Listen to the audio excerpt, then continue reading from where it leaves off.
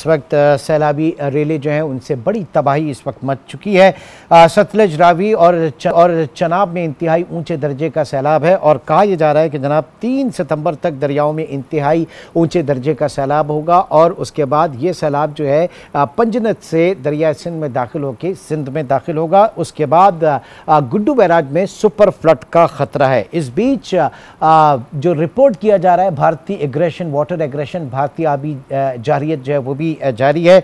मुख्तलिफ डैम्स के उसने गेट खोल दिए और पानी जो है वो पाकिस्तान की तरफ आ रहा है। अब सवाल ये उठता है यहाँ पर कि हम अपनी गलतियों को, अपनी कोताहियों को किस हद तक दुश्मन के खाते में डाल रहे हैं। मेरे साथ इस वक्त मौजूद हैं हामिद अल मशरकी साहब, तज्जियाकार हैं, और साथ ही साथ डॉक्टर हसन अब्बास जो कि एक्सपर्ट हैं वाटर मैनेजमेंट के उमूर के। डॉक्टर साहब आपका भी बहुत शुक्रिया। डॉक्टर साहब सबसे पहले तो मैं आपसे जानना चाहूँगा इस वक्त मौजूदा सूरत हाल में फैक्चुअल पोजीशन क्या है, जो भारत पानी छोड़ रहा है उसके हवाले से इंडस वाटर ट्रीटी क्या कहती है। वो अपर रिपेरियन में है, हम लोअर रिपेरियन में हैं, और अगर हमारे और समंदर के बीच में कोई और मुल्क होता तो हम क्या करते उस वक्त। ये ज़रा मुझे बताइए कि हम अपनी गलतियों और कोताहियों को किस हद तक जो है उस पर पर्दा डालने की कोशिश कर रहे हैं। जी, मेरे ख्याल में अगर मुझसे फ्रैंकली आप पूछें तो ना इसमें भारत कुछ कर सकता है ना हम कुछ कर सकते हैं। जब कुदरत इतना ज़्यादा पानी फेंकती है इस जगह के ऊपर पहाड़ों के बीच में, तो उसने इसी तरह से चलना होता है जैसे वो चल रहा है। इस पे कुछ लोग ये भी कह रहे हैं कि अगर डैम होते तो ऐसा ना होता, पाकिस्तान में डैम होते तो ऐसा ना होता। तो इंडिया में डैम ही डैम है। हाँ। रावी पे भी डैम है, चनाब पे भी डैम है, सतलुज पे भी डैम है, ब्यास पे भी डैम है। तो अगर डैम सैलाबों को रोकते तो फिर वो सैलाबों का पानी क्यों छोड़ रहे होते हमारे ऊपर। हाँ। वो नहीं रोक सकते, वो पानी निकल के दरियाओं में आ रहा है। दरिया का वो रास्ता जो है वो बहुत पुराना है, सदियों पुराना है, बल्कि लाखों साल पुराना रास्ता बना हुआ है। पानी ने उसी रास्ते पे आना है। ये जो इंजीनियर स्ट्रक्चर होता है इसकी एक ख़ास कैपेसिटी होती है।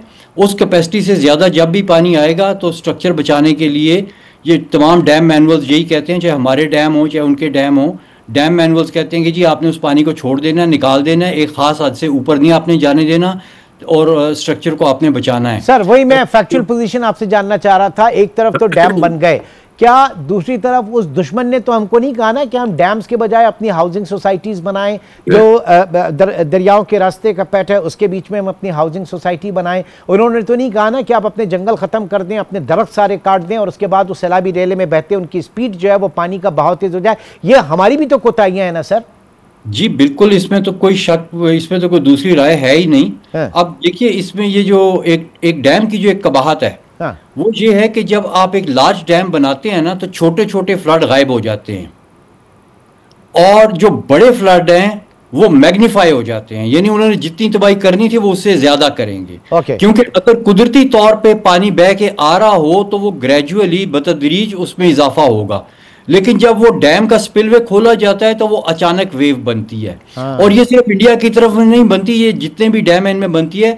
1992 में हमारे मंगला डैम के साथ यही कुछ हुआ था, जो इस वक्त सिचुएशन उनके डैम्स में बन रही है। हमने भी अचानक पानी छोड़ दिया था, जेलम का पूरा शहर डूब गया था, 1000 जानें ज़ाया हुई थी, सैकड़ों देहात ज़ेरे आब आए थे, बहुत जानी और माली नुकसान हुआ था। तो हमने भी डैम के गेट खोले थे, हमारी भी हिस्ट्री में है। और उसके बाद में 1994 में वापडा ने खुद ये रिपोर्ट लिखी थी कि डैम फ्लड्स को कंट्रोल करने के लिए ना बनाए गए हैं, ना बनाए जाएंगे, ना बनाए जाते हैं। और उस 1994 की रिपोर्ट में ये वर्ड्स हैं कि अगर कोई फ्लड कंट्रोल डैम की वजह से होता है तो वो इंसिडेंटल है। इंसिडेंटल उस रिपोर्ट का वर्ड है। तो हमें भी पता है, वापडा वालों को भी पता है, लेकिन बस वो सियासी मुहर्रिकात की वजह से कोई जो है वो आपका ऑफिशियल ये बात इस वक्त जुबान पे नहीं ला सकता कि ये डैम मैनुअल्स लिखे गए हैं जिस तरीके से, ये उस तरह से डैम्स ऑपरेट हो रहे हैं। और देखिए ये जो डैम का इंजीनियर होता है ना, वो अपने मैनुअल से 1 इंच इधर उधर नहीं हो सकता, वो उसके लिए बाइबल होती है, उससे कोई किसी किस्म का वो गलती नहीं कर सकता। और ये डैम जो इंडिया में बने हुए हैं इंडस वाटर ट्रीटी के बाद और जो हमने बनाए हैं ये सारे अमेरिकन कंपनियों ने हमें डिज़ाइन करके दिए हुए हैं, और इनके मैनुअल्स भी उन्होंने लिखे हुए हैं। मैन्युफैक्चरर्स मैनुअल जिसने डिज़ाइन किया उसी ने मैनुअल भी लिखा है। ठीक तो है, इन मैनुअल्स के नहीं सर, बहुत अच्छा हुआ, आपने भी बहुत सारी बातें क्लियर की। मशरकी साहब, अब डैम्स जो हैं वो फ्लड को नहीं रोक सकते और ना ही उसको रोकने के लिए बनाए जाते हैं, वो तो पानी को जखीरा करने के लिए बनाए जाते हैं। किसने हमें कहा कि हम डैम्स ना बना के हम बिल्कुल जो है 6 महीने खुश्क साली में गुजारे, उसके बाद 6 महीने पानी के नीचे दबे रहे और फिर उसके बाद पूरी दुनिया को जनाब हम तबाह हो गए, बर्बाद हो गए, ये सुपर फ्लड से हमारी $30 अरब का जो है हमारी नुकसान हो गया। ये हमारी अपनी कोताही, इसके ऊपर जो हम सियासत कर रहे हैं सर। देखिए, बिल्कुल, देखिए इमरान साहब, मैं माजरत के साथ, मैं एक्सपर्ट तो नहीं, लेकिन डॉक्टर साहब की कुछ एक दो बातों से मैं इख्तिलाफ करता हूँ। बुनियादी बात यह है कि हम यहाँ पे ये बात नहीं कर रहे कि पानी हम रोक सकते थे या नहीं रोक सकते थे।